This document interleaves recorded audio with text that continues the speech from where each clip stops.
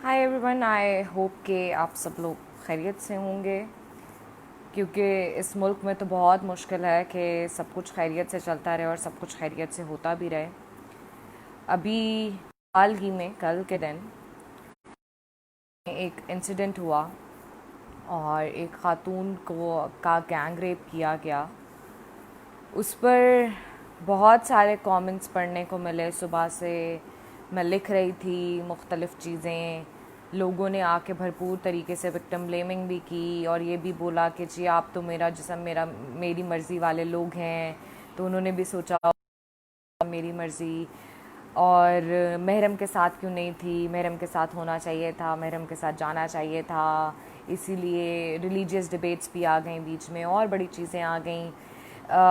बहुत सारे लोगों ने ये बोला कि जी वो ये सोचें कि उनके बच्चों पे क्या गुजरेगी, बजाय इसके कि नैरेटिव सबसे इम्पॉर्टेंट ये था कि उस औरत के साथ चंद चीदा चीदा बातें हैं इसमें जिन्हें जानना बहुत ज़रूरी है, जिन्हें समझना बहुत ज़रूरी है। जिस जगह पे ये वाक़या पेश आया उसकी अगर जुरिस्डिक्शन की बात करें हम लोग, तो according to the sources and the information I have got so far, different जगह पे इस चीज़ को रिपोर्ट भी किया गया है कि वहाँ पे मोटरवे पुलिस अभी पेट्रोलिंग के लिए मौजूद नहीं है। जो मुतलका थाना होता है उसी के तरफ से आया जाता है और एफआईआर दर्ज की जाती है वगैरह वगैरह वगैरह। सलमान के मुताबिक इन दो लोगों को गिरफ़्तार कर लिया गया, जल्दी अच्छी खबर मिलेगी सुनने को। आई एम सॉरी सलमान, उनको गिरफ़्तार करना कैसे अच्छी खबर है?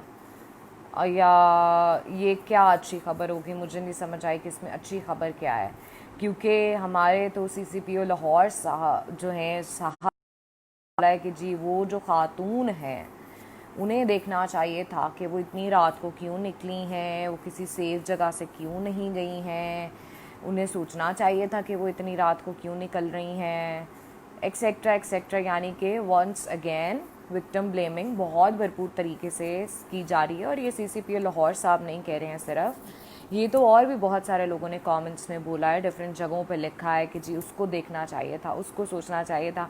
यानी कि अगर एक खातून बग़ैर महरम निकली है या उसके साथ कोई मर्द नहीं है तो she deserves to be raped. That's what CCPO Lahore says and that's what women living in this country should consider कि वो चलें घरों में तो सेफ़ थी नहीं, अपने ऑफिसेज में सेफ़ नहीं थी, एजुकेशनल इंस्टीट्यूशंस में सेफ़ नहीं थी, हर जगह पे अच्छी खबर इनकाउंटर की सुनने में आ रहा है, should resign if he is not able to give protection. Exactly, you know, मतलब ये कौन सा परसेप्शन है, ये कौन सा तरीका है कि आप ऐसे बात करें? जब हम लोग टैक्सेस दे रहे हैं, एक टाइम था जब ये कहा जाता था कि यार motorway is the safest route के कोई भी वहाँ पे ट्रैवल कर रहा हो। लेकिन किस बात के टैक्सेस पे किए जा रहे हैं अगर वहाँ पे भी प्रोटेक्शन नहीं है, इवन इनफैक्ट कहीं भी नहीं है। बट इस सब में जो एक दफ़ा से फिर डिबेट शुरू हो गया कि जी पब्लिक हैंगिंग होगी या फांसी की सज़ा दी जाएगी तो सब ठीक हो जाएगा, सब बेहतर हो जाएगा। कुछ लोग ज़िया हक के दौर की बात भी करेंगे, जो ज़िया दौर में आप देखें पब्लिक हैंगिंग हुई थी तो उसके बाद जो है कोई रेप केस नहीं हुआ था। ऐसा नहीं है कि रेप केस नहीं हुआ था, कैटेगोरिकली हमें अपनी हिस्ट्री में इस बात को पढ़ना चाहिए और समझना चाहिए कि ऐसा नहीं था कि रेप केस नहीं हुआ था। प्रॉब्लम ये था कि अगर कोई औरत प्रूव नहीं कर पाती थी कि उसका रेप हुआ है तो उसको जना बिल रज़ा के केस के अंडर उसको चार्ज किया जाता था और फिर वही सज़ा दी जाती थी, कोड़े लगना वगैरह वगैरह। तो इसीलिए औरतें उसको रिपोर्ट ही नहीं कर पाती थी, क्योंकि ये एक बड़ी एब्सर्ड सी चीज़ है कि इस चीज़ की गवाह लेके आएँ आपके आपका रेप हुआ है, क्योंकि that's not how it usually works. And इतनी अजीब और घटिया मेंटालिटी के लोग हैं माजरत के साथ कि वो इस किस्म की बातें कर रहे हैं कि जिसकी कोई हद नहीं है। मतलब अगर किसी रेप होता है और उसके साथ उसके बच्चे नहीं हैं तो क्या वो इक्वल क्राइम नहीं है? अगर एक औरत का रेप होता है और उसके घर वाले उसके साथ नहीं है तो क्या ये इक्वल क्राइम नहीं है? क्या हम लोग ये कंसिडर करें कि वो इक्वल क्राइम नहीं है या उसकी सज़ा नहीं होनी चाहिए? जहाँ तक पब्लिक बात है जो वो बहुत ज़्यादा एक दफ़ा फिर से डिमांड आ गई है, मेरा सवाल सिर्फ इतना है कि आप पब्लिक हैंगिंग कर लें, ठीक है, इसका मतलब ये है कि आपने उस बंदे को एक ईजी वे आउट दे दिया।